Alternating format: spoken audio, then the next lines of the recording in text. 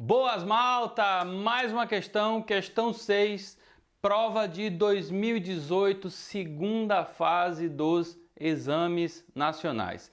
Na figura 3 está representado o gráfico da variação de temperatura de uma amostra pura de 500 gramas de ferro em função da energia que seria necessária para essa amostra aquecer caso o rendimento fosse 100%. Ou seja, se você esquentar essa amostra através de uma fonte de calor, ela precisa de 2.246 para variar a temperatura em 10 graus.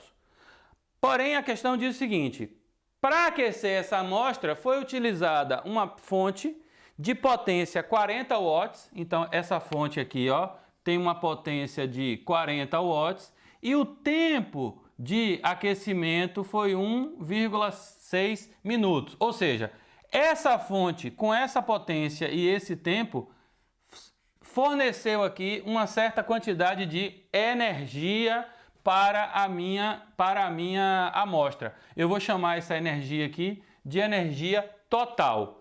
A pergunta é: essa energia total é a quantidade de energia que a amostra precisa para variar a temperatura em 10 graus? Muito provavelmente não. Muito provavelmente essa energia aqui é muito maior do que essa.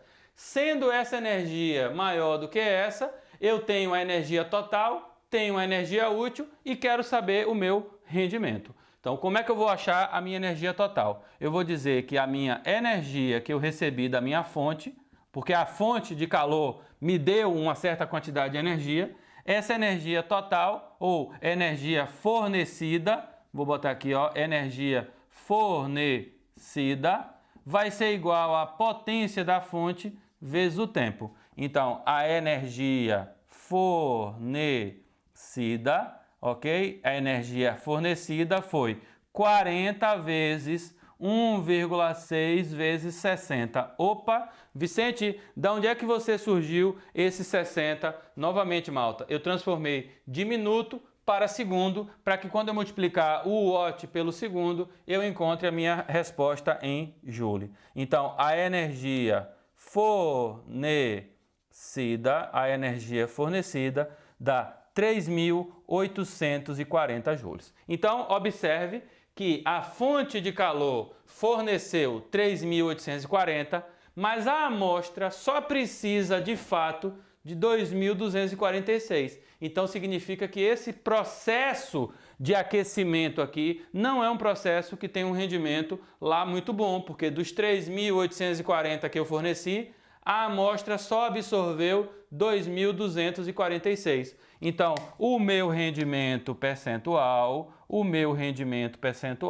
é a energia absorvida pela amostra dividido pela energia fornecida pela minha fonte térmica.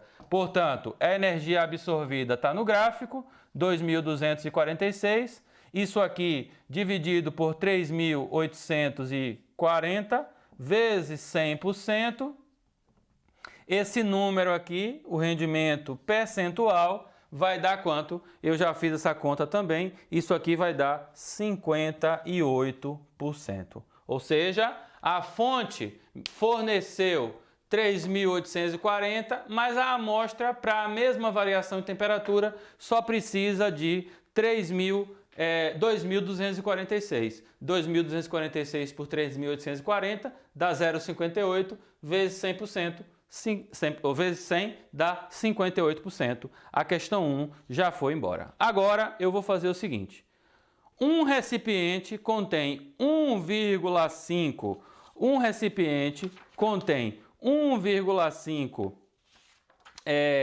quilos de água a temperatura 20 graus.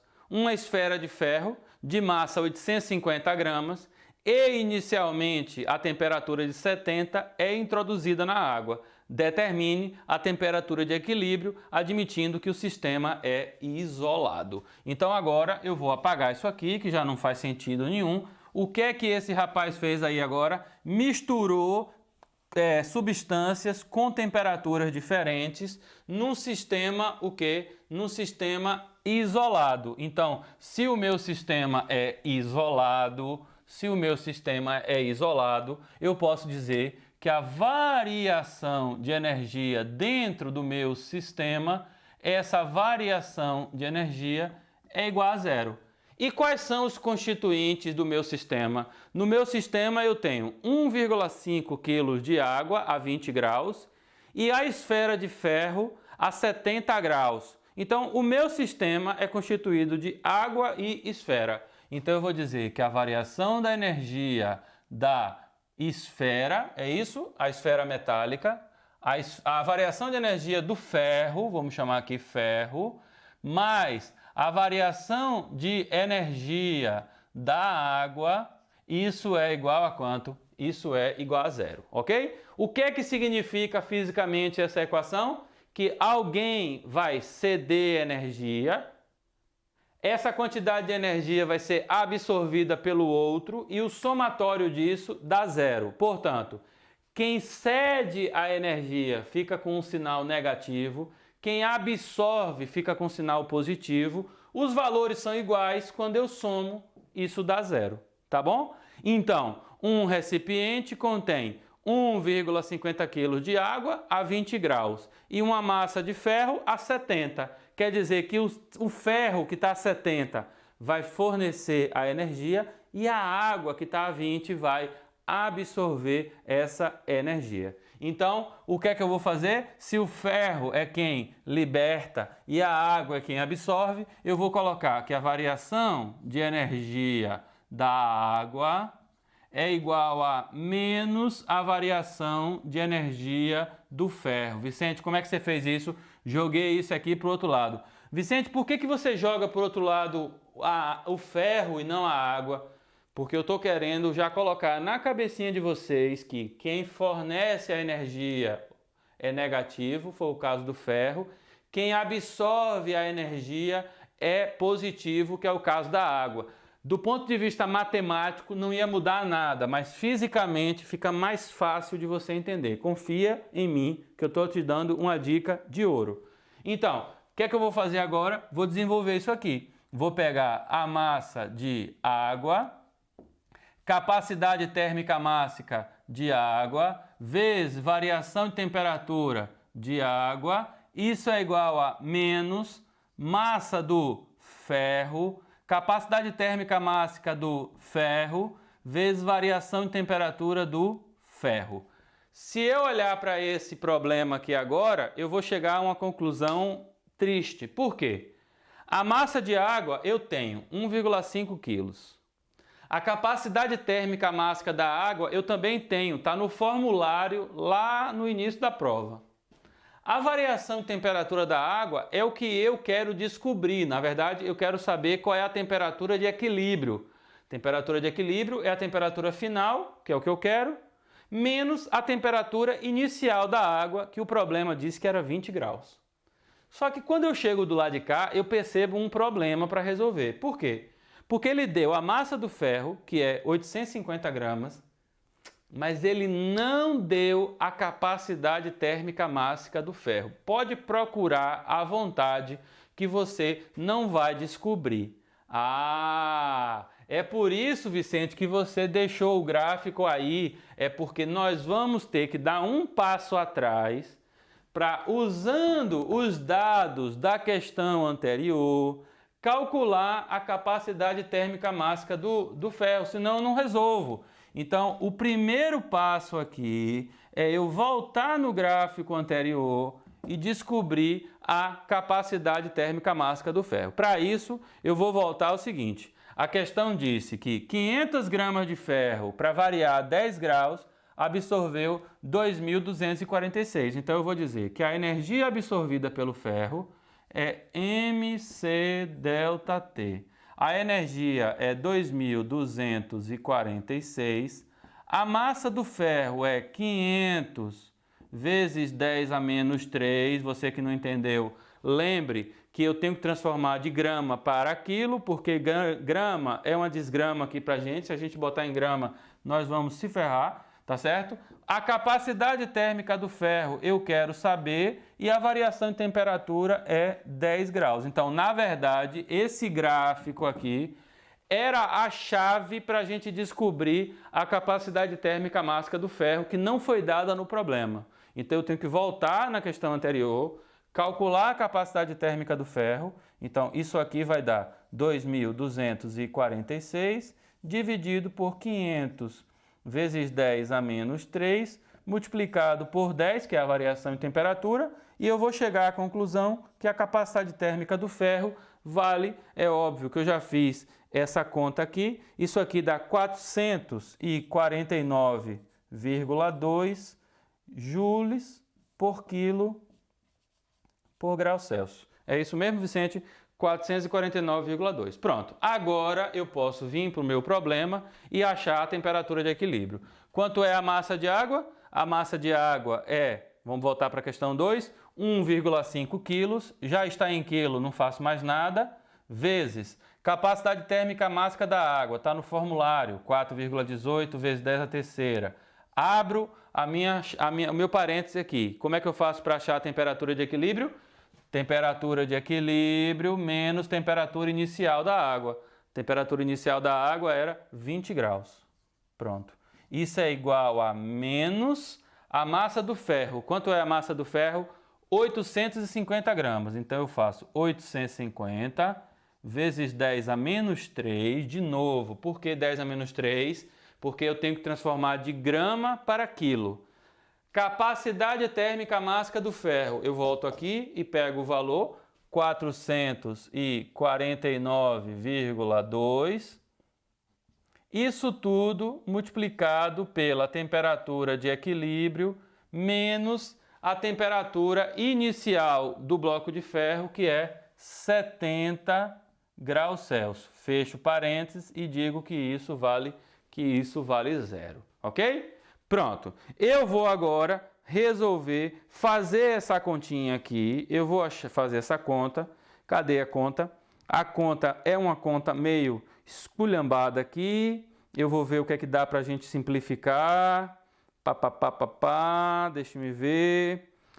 Eu fiz aqui essa parte, depois fiz essa. Eu aqui vou ter que eu vou dar logo o resultado para vocês. Vocês fazem essa conta aqui, isso aqui, ó, isso aqui eu poderia multiplicar. Eu vou fazer essa conta aqui, que eu também fiz muito bagunçadinho aqui no meu, eu vou ver aqui como é que fica essa conta. Vou fazer 1,5 vezes isso, então vai ser, ó, 1,5 vezes 4,18 vezes 1000, ok? Isso aqui dá 6.270 multiplicado por temperatura de equilíbrio menos 20. Isso aqui é menos, aí eu vou fazer aquela outra conta, 850 multiplicado por 449,2. Isso aqui eu vou dividir por 1000, porque multiplicar por 10 a menos 3 é a mesma coisa de dividir por 1000. Isso aqui dá 381,8. Tudo isso multiplicado por TE menos 70. Isso é igual a zero não. Opa, aqui não era igual a zero não, viu, malta? Eu botei igual a zero não, eu já tinha igualado aqui. Isso tudo é uma igualdade. Muito bem. Fazendo essa conta aqui, eu chego que a temperatura de equilíbrio é 22,9 graus Celsius. Novamente, observe que a água estava numa temperatura inicial de 20 graus e foi para 22,9 e forneceu a mesma quantidade de energia que um bloco de ferro que saiu de 70 e foi para 22. Portanto, o ferro, por ter uma capacidade térmica menor, vai ter que variar mais a temperatura para poder ter a mesma energia que uma variação de praticamente aqui 3 graus da água. Percebe a física aqui viva? Percebe a física viva? Ó, por que a água variou tão pouco e o ferro variou tanto por causa da capacidade térmica? Uma vale 449, a outra vale 4.180. Então, a água, por ter muita capacidade térmica, varia pouco a temperatura numa situação de mesma energia cedida. Tá bem? Então, essa questão já foi 8.6, questão 6, 1.2. Agora vem a questão número 2. O que é que diz a questão número 2? A questão número 2 é o seguinte: a energia necessária para fundir 1 kg de ferro é 2,47 vezes 10 ao quadrado kJ. Então eu vou apagar isso aqui, que já não faz sentido mais. Foi só para a gente fazer a nossa conta. Vou apagar isso aqui também para poder eu ganhar espaço. E eu vou agora partir para a questão de número 2. A questão de número 2, ela diz assim: para eu fundir 1 kg de ferro, eu preciso de 2,47 vezes 10 ao quadrado kJ. Qual a energia que deve ser absorvida por 500 gramas de ferro para que o ferro se funda completamente? Ou seja, posso fazer isso aqui por uma regra de 3. Posso dizer que 1 kg precisa de quanto? 2,47 vezes 10 levantado ao quadrado kJ. Significa que meio quilo, ou seja, 0,500 gramas, precisa de quanto? Precisa de X. Portanto, a resposta correta, ou seja, a quantidade de energia que eu preciso é 0,500 vezes 2,47 vezes... Vou apagar isso aqui, malta, para poder não atrapalhar vocês aqui, ó. Vou apagar. Ok? Eu vou precisar de quanto? Fiz aqui por regra de 3, tá certo? Então, 0,500 vezes 2,47 vezes 10 ao quadrado. Agora, cuidado. Aqui tem um kappa. Esse kappa vem de quê? Kappa vem de 1000. Então, eu vou tirar esse 1000 também aqui, ok? Vezes 1000. Vezes 1000, ok? 0,500 vezes 2,47 vezes 1000. Tudo isso aqui está em Joule. Então, a resposta correta é a letra C. 0,500 vezes 2,47 vezes 10 ao quadrado vezes 10 ao cubo Joule. Aí o aluno diz: ah, Vicente, mas eu não queria fazer por regra de 3, queria usar uma fórmula. Ok, se você quer usar a fórmula, você pensa o seguinte: qual a energia que eu tenho que fornecer para fundir uma determinada massa de substância? É o produto entre a massa vezes o ΔH de fusão, porque eu estou fundindo a substância. Ele deu a massa, você só precisa agora saber quem é o ΔH de fusão. E aí é que está o grande detalhe. Qual a definição do ΔH? Qual a definição de variação de entalpia? É a energia necessária para fundir uma determinada unidade de massa. Ou seja, quando ele me diz que 1 kg precisa de 2,47 vezes 10 ao quadrado kJ, eu estou dizendo que o ΔH de fusão, é 2,47 vezes 10 ao quadrado quilojoules por quilo. Ou seja, ele me deu o ΔH de fusão. Esse número aqui, 2,47 vezes 10 ao quadrado quilojoules por quilo, é o ΔH de fusão. Então, se você quiser usar uma fórmula, você diz: energia é igual. Quanto é a massa? 0,500. Quanto é o ΔH de fusão? 2,47 vezes 10 ao quadrado. Como a resposta está em joule e não quilojoule, eu tenho que trocar esse kappa por 1000. Então, eu multiplico por 1000. Tudo isso vai me dar o valor da energia em joule. E você fez usando fórmula. Óbvio que é a mesma coisa de fazer uma reguinha de 3. Tá bom? Malta, era isso que eu queria mostrar para vocês na questão número 6, uma questão muito boa, uma questão aí de 2018, segunda fase. Espero que vocês tenham gostado e até a próxima questão. Grande abraço, já sabe, um grande beijinho e tchau!